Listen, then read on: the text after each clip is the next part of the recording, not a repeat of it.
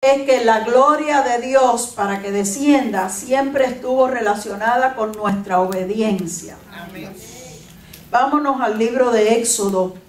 Y en el libro de Éxodo capítulo 40 nos cuenta cuando Moisés terminó de hacer el tabernáculo. Aquellos días, los 40 días que Moisés pasó en el monte Sinaí, Dios le estuvo dando, después que le dio los 10 mandamientos, le estuvo dando instrucciones exactas, detalladas, de cómo él quería que hicieran el tabernáculo.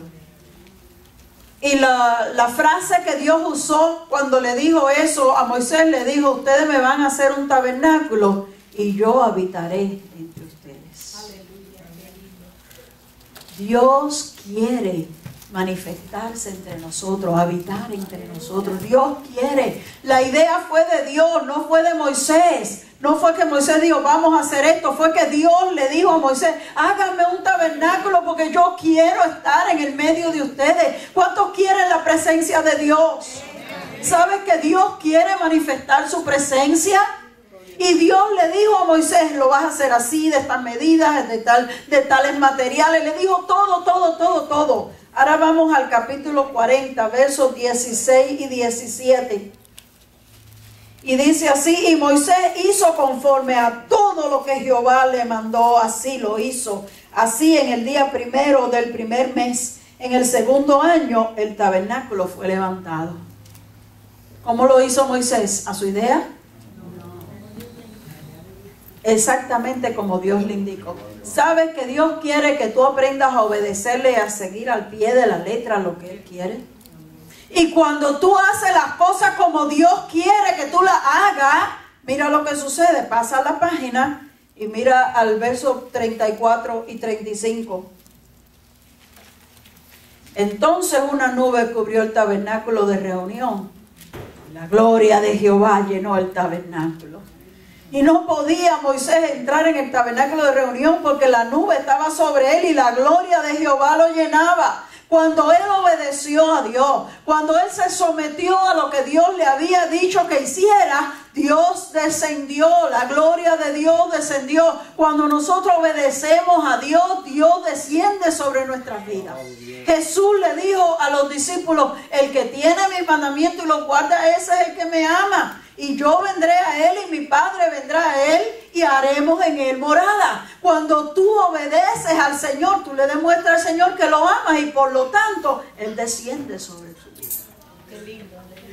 Vendremos a Él, dice el Señor en otro verso en ese mismo capítulo, y me manifestaré a Él. ¿Quieres que Dios se manifieste a tu vida? Amén, gloria a Dios. Obedécele al Señor. Obedece al Señor.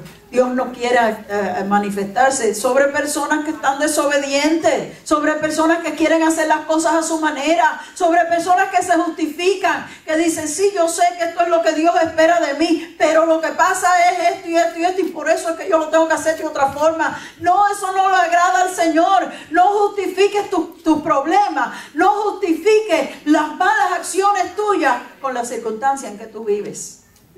Entrégale al Señor tu problema y obedécele al Señor. Amén, aleluya.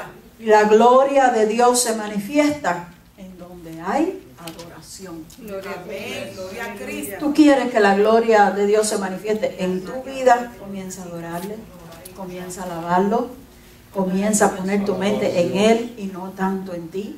Porque nosotros pensamos mucho en nosotros mismos. Continuamente nosotros estamos pensando en nosotros mismos. Mi situación, mi problema, lo que yo necesito y lo que yo quiero. Pero cuando tú sacas tu mente de ti y la pones en el Señor, Él merece la adoración. Él es glorioso. Él es mi creador. Por lo tanto, yo le debo adoración a Él. Él hizo todo por mí. Él me amó, Él me perdonó, Él me rescató, Él me salvó. Él pagó el pecado, el precio del pecado, el castigo que yo merecía, todo lo hizo por mí. Yo debo de vivir para Él. Yo debo de darle todo. Él dio su vida, yo debo dar mi vida también a Él. Cuando tú comienzas a adorarlo a Él, porque Él es maravilloso y Él se lo merece, entonces Él se manifiesta. ¿Qué dice el Salmo 22? Porque tú moras en medio de las alabanzas de tu pueblo. Por eso fue que el salmista David, yo creo que él se dio cuenta de eso desde joven. Porque dice la Biblia que desde que él cuidaba las ovejas de su padre, allá tenía un arpa y en el campo él cantaba alabanzas al Señor. Yo creo que él se dio cuenta que cuando él cantaba, la presencia de Dios venía sobre su vida. Porque cuando él al fin llegó a ser rey, él organizó a los cantores, que eran muchísimos, de tal manera que a cada hora del día entraba un grupo nuevo a alabar al Señor.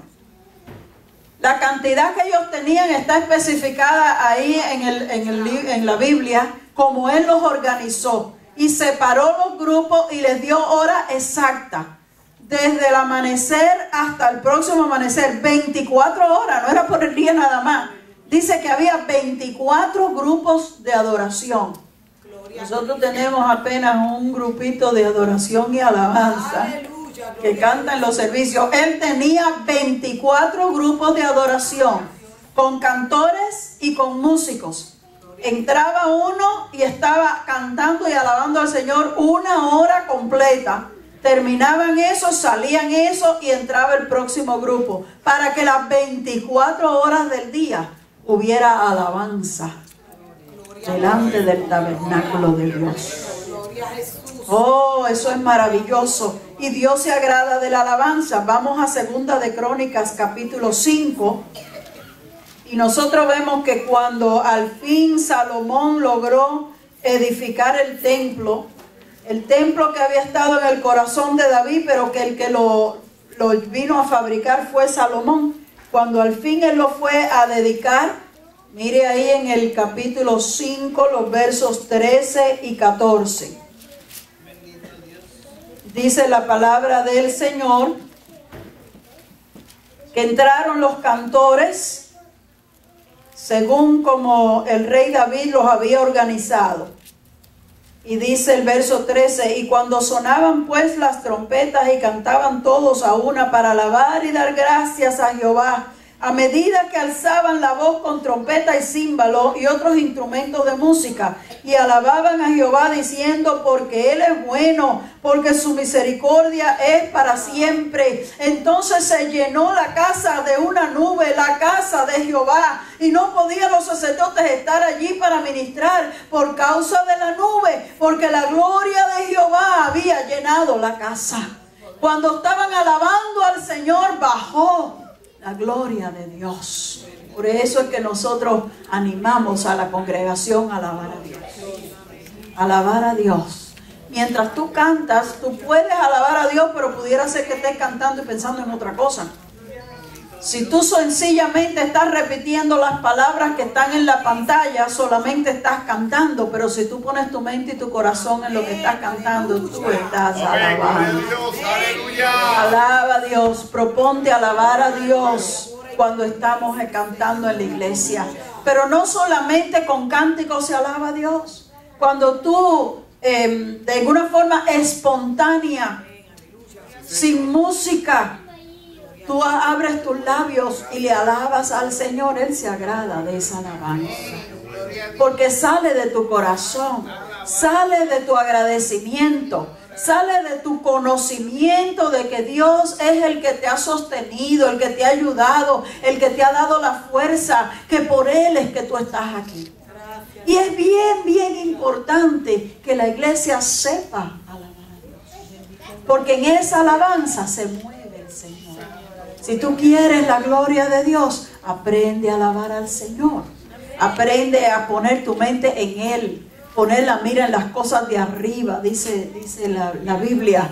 Estar siempre pensando en el Señor. El salmista decía, sean gratos los dichos de mi boca y la meditación de mi corazón, oh Dios, delante de ti. Aprende de día y de noche. No es solamente el ratito que estamos aquí en la iglesia, es que tú vivas una vida en la cual tú pones primero al Señor, en la cual tú estás deseando la presencia de Dios. Acuérdate cuando tú estabas enamorada o enamorado, cuando estabas bien jovencito y continuamente estabas pensando en ese novio o en esa novia. No importa lo que estuvieras haciendo, lo tenías en la mente. Eso es lo que Dios quiere de nosotros.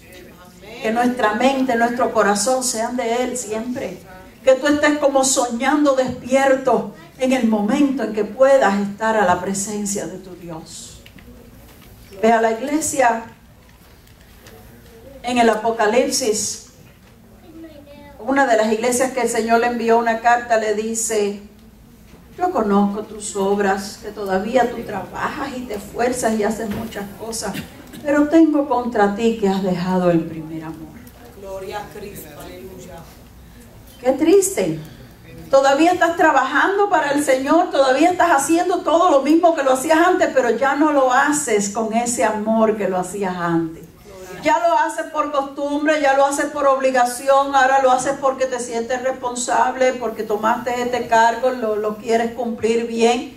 Pero el Señor dice: yo me doy cuenta que estás trabajando, yo me doy cuenta que tú te esfuerzas, pero ya no es lo mismo que antes. Y al final le dice: por tanto, arrepiéntete.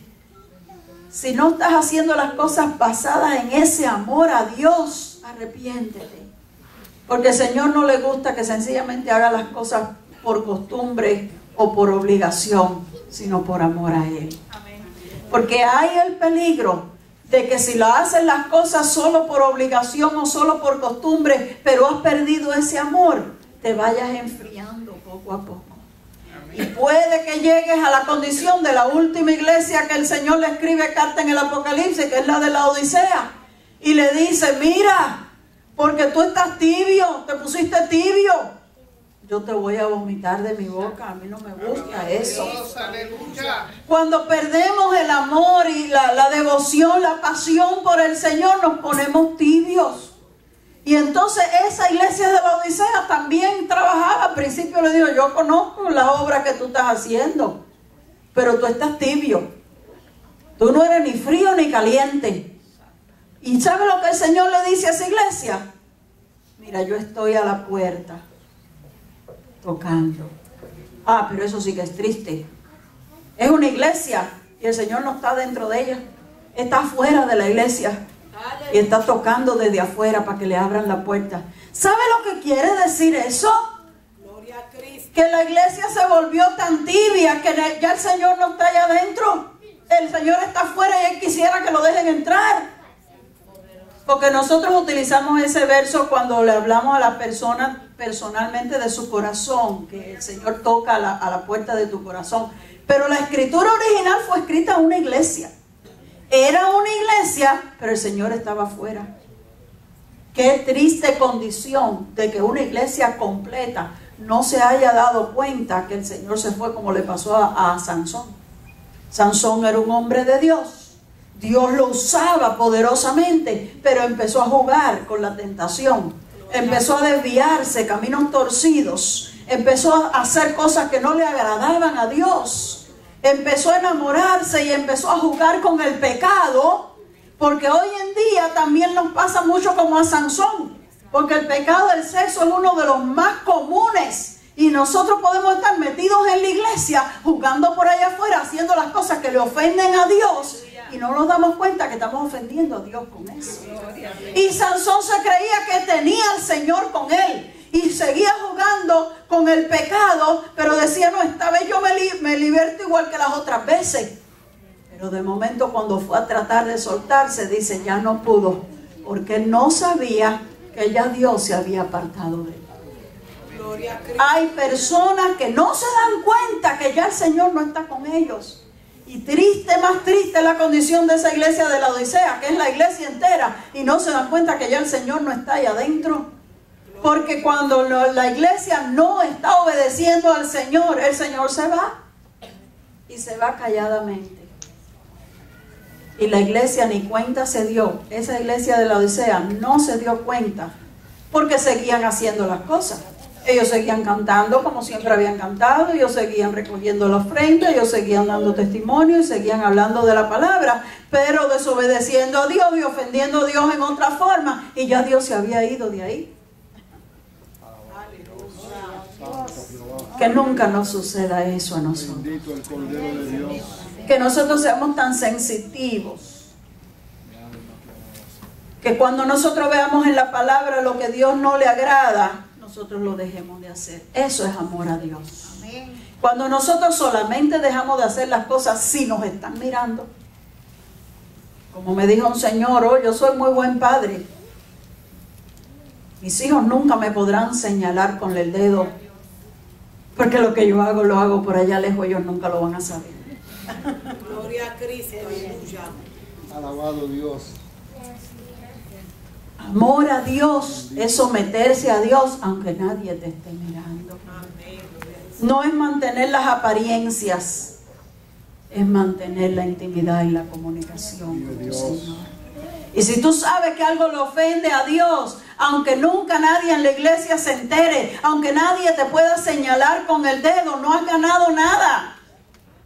Dios lo sabe, Dios te vio desde que lo hiciste. Cuando tú amas de veras a Dios y te sientes tentado a hacer una cosa, tú dices, yo no lo voy a hacer. Tú dices como José, ¿cómo yo ofendería a mi Dios haciendo esto? Y aunque te presionen los amigos, aunque la gente trate de convencerte, aunque te digan, pero eso no importa, eso no tiene nada de malo. Cuando tú amas a Dios, tú dices, ¿cómo yo haría este gran mal y ofendería a mi Dios con esto? Ese es el amor que Dios espera de nosotros. Pero hay recompensa para los que aman al Señor.